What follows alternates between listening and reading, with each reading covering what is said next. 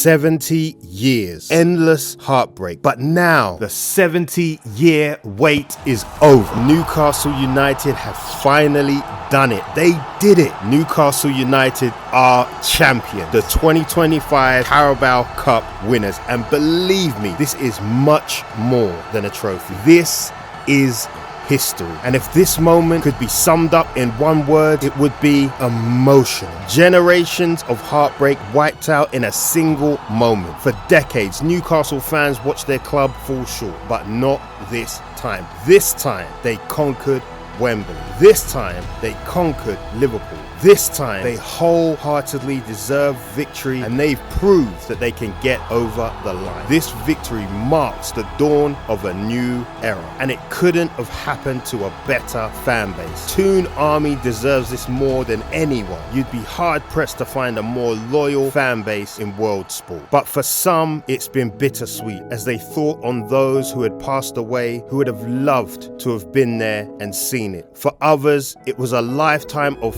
faithful support finally rewarded. There was barely a dry eye on the black and white striped half of Wembley. And look, when every rival fan base out there is happy to see you win a trophy, that speaks volumes. Honestly, I couldn't be happier for Newcastle United fans. No one is going to forget who won the League Cup in 2025. And to grasp the magnitude of this triumph, you have to understand everything that Newcastle have endured to get here. For Newcastle fans, winning silverware is far from normal. Their last domestic trophy came in 1955, a 3-1 FA Cup win against Manchester City. But since then, it's been decades of suffering. We've had Kevin Keegan's entertainers who came close but ultimately fell short. We've had the Alan Shearer golden era, which ended trophyless. Then came the Mike Ashley years. 14 years of misery. Newcastle were trapped until everything changed because one woman refused to accept this fate. Amanda Staveley, a name Newcastle fans will always revere. She fought relentlessly for the takeover when the world said it couldn't happen. She outmaneuvered Mike Ashley and she proved the doubters wrong. She brought Newcastle United back to its people. She backed a club she believed would make history and transformed its vision seemingly overnight. But a vision is only as good as the people who bring it to life. And when Newcastle needed a leader, Staveley saw the answer in Eddie Howe. Bigger names were in contention, but she recognized his tactical genius, his belief in his squad, and his ability to build something special from the ground up. She backed him when others were hesitant. And the result? This. Wembley. History. A trophy that Newcastle fans have waited a lifetime to see. So let's take a few moments to celebrate that leader, Eddie Howe. Eddie Howe wasn't a big name or a manager with Champions League pedigree at the start. What he was a relentless manager who knew exactly how to build, motivate, and win. When he arrived, Newcastle were 19th in the Premier League, battling relegation. But in less than 4 years, he's transformed them from survival mode to silverware. He turned Joelinton from a failed striker into a midfield powerhouse. He brilliantly tweaked Sandro Tonali's position, which in turn unlocked Bruno Guimarães, making him the heartbeat of Newcastle's resurgence. He also crafted an ironclad defense that's become very hard to break down, and now he's delivered a victory that the fans have spent a lifetime dreaming about. But listen, Newcastle didn't just scrape by. From start to finish, they were the better team. They were the team that wanted it more, they fought harder, and they had their minds made up that they weren't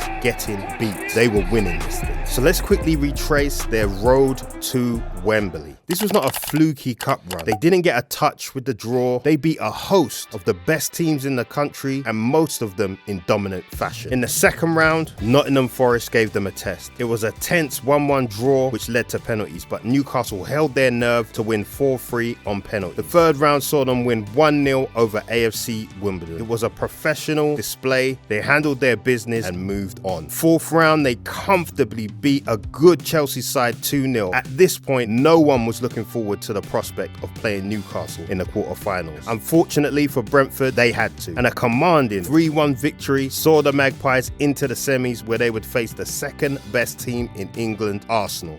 Newcastle got not one, but two 2-0 wins against the Gunners, home and away, a 4-0 aggregate score. Arsenal were completely swept aside. And having beat the second best team in England, they were rewarded with a Wembley showdown with the very best team in the country, Liverpool. One match and one incredible chance to end 7 decades of frustration. But Newcastle were ready. No more heartbreak, no more nearly men. This was their moment. Newcastle had left a scarf on every chair for the Toon Army. It was a sea of black and white. No Anthony Gordon, no Lewis Hall, no Botman, no problem. None of that mattered on this day. From the off, Newcastle were just more than Liverpool. They were more intense, they were more hungry, they were more determined to win every challenge. Newcastle wanted it more. And just imagine Dan Burn, the local friendly giant, playing for the club he'd supported all his life, rising above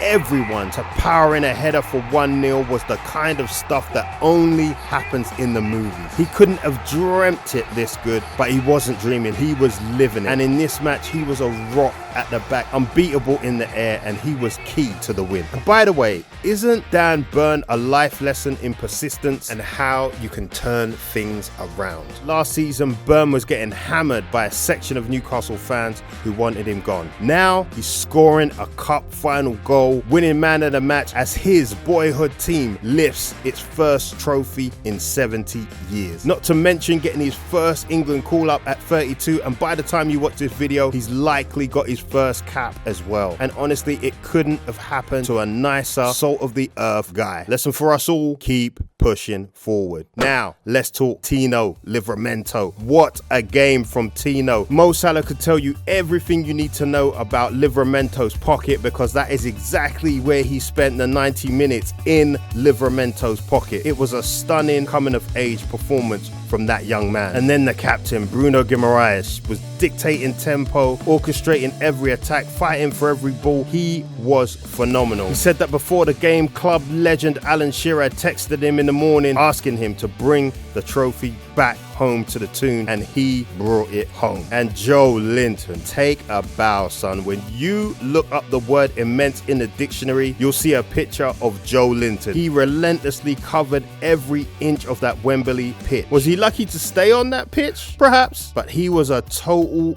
warrior whose elite defensive performance was a massive part of why Newcastle won this match. And of course, Alexander Isak. Isak scored the second because, well, he's Isak. When Murphy rose like a salmon to head down Tino Livramento's cross towards Isak, there was only ever going to be one outcome. And the moment that net bulged, Wembley erupted. Liverpool responded late through Chiesa, and it was nervy for a little while, but it was never going to be anything other than a Newcastle win. Sandro Tonali was excellent. He is world class. He spotted all the danger. Not to forget Harvey Barnes and Murphy, who both put in a shift. I could name every player to a man. Everyone did their job. When the final whistle blew, decades of pent-up emotion was released in an instant. Newcastle were champions again. It was an absolute tactical masterclass from Eddie Howe, and we must give credit to his excellent coaching staff as well. And what a nice moment that showcased the togetherness at the club when Bruno and Trippier made sure that they held the trophy with Jamal Lascelles. That was class. But what does this all mean for Newcastle United moving forward? Well, first and foremost, it means that they are winners again. This victory really marks their return to the elite. For Eddie Howe, it cements his legacy. He's rebuilt Newcastle, and he now will earn the freedom of the city. Now though, Newcastle must push on in the league. This cup final win secures Conference League football for them, but the real target is the Champions League, for the prestige, for the financial growth and the squad investment. They'll have bigger revenue and they'll be able to make bigger signings. It's crucial for them that they finish top 5, but this cup win should give them a lot of confidence and the impetus to kick on and qualify for the Champions League. For the current squad, it's also transformative. Bruno, Isak and Toon Army, now they know they can win right where they are, and their continued presence at the club this summer can help attract more world-class players. If they secure Champions League, there's a crucial and exciting summer transfer window ahead. Really, this is only just the beginning. Newcastle will celebrate and savor this trophy for a moment, and rightly so. But this isn't by any means the height of their ambition. They want to build an empire. They want to define an era. 70 years of unwavering loyalty. Through the heartbreaks, the setbacks and the near misses, Newcastle fans have never wavered. And now, finally, their faith has been rewarded. And as the confetti falls, one thing is clear. Newcastle United have arrived. And trust me, they are not going anywhere anytime soon. Football bread.